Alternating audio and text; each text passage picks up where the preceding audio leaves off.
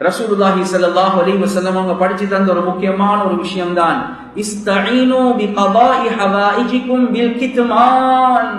நீங்க உங்களோட தேவைகளை பரிபூர்ணமாக்க கூடிய நேரத்துல அல்லாஹ்வுடைய நிஅமத்களை மறைவாக பாவிச்சுக்கோங்க என்பதாக சொன்னாங்க.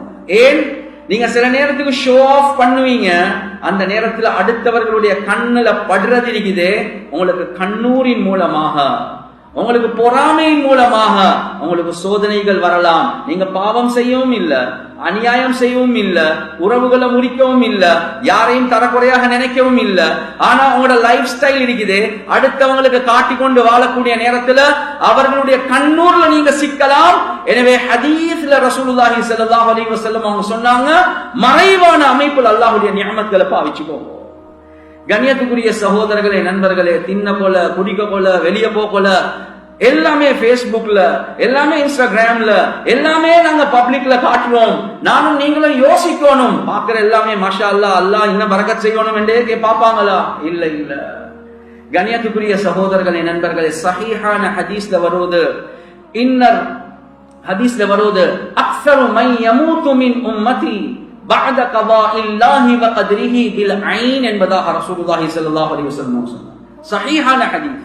ஏண்ட உம்மத்துல அல்லாஹ்வுடைய கலா கதிருக்கு பின்னால ஏண்ட உம்மத்துல அதிகமான மரணங்கள், அதிகமான மக்கள் மௌத்தாகிறது கண்ணூரின் காரணமாக என்பதாக சொன்னார். யோசிச்சு பாருங்க. கண்ணியத்துக்குரிய சகோதரர்களே, நண்பர்களே, கண்ணூர் ஒரு மனிதனை மௌத்தாக்கி தீரும் என்றா யோசிங்க. ஹசரத் பரக்கத் இல்ல ஹசரத், எனக்கு என்ன விளங்குது இல்ல ஹசரத். கண்ணியத்துக்குரிய சகோதரர்களே, நண்பர்களே, நீங்க கொஞ்சம் ஷோ ஆஃப் பண்றீங்க, மறைக்காம உங்களோட நிஅமத்களை பாவிக்கிறீங்க. எத்தனையோ பேருடைய கண்ணூருக்கு நீங்க ஆளாகினா நீங்க பாவம் செய்ய தேவையில்ல, அநியாயம் செய்ய தேவையில்ல. இந்த நேரத்திலையும் அந்த கண்ணூர் உங்களோட வாழ்க்கையில பெரிய ஒரு பாதிப்பு, மௌத்தின் பக்கம் கொண்டு போகும் என்றா யோசிச்சு பாருங்க. கண்ணியத்துக்குரிய சகோதரர்களே, நண்பர்களே, இன்னொரு ரிவாயத்துல வருவது, ஒரு கண்ணூர் இருக்குதே, ஒரு மனிதனை மலைக்கு ஏற வச்சு அந்த மலையால கீழே விழுத்தட்டும் என்பதாக. சில உலமாக்களுடைய கருத்து, சைக்காலஜிக்கலி அவர் எஃபெக்ட் ஆகுவார், தற்கொலை செய்யக்கூடிய லெவலுக்கும் போகலாம். கண்ணியத்துக்குரிய சகோதரர்களே, நண்பர்கள், என்ன காரணம்? அவருக்கு கண்ணூர் பட்டிருக்குது, சின்ன பிள்ளைகளுக்கு அவசரமாக பட்டுடும். எனவே ரப்புல் ஆலமீன் எங்களுக்கு படிச்சு தரக்கூடிய பாடம் தான் அல்லாஹ்வுடைய நிஅமத்களை நீங்க பாவிக்கக்கூடிய நேரத்துல, ஏன் இதன் மூலமாகவும் இன்னொருத்தருடைய உள்ளத்துல ஒரு பாதிப்பு உண்டாகதான் செய்யும்.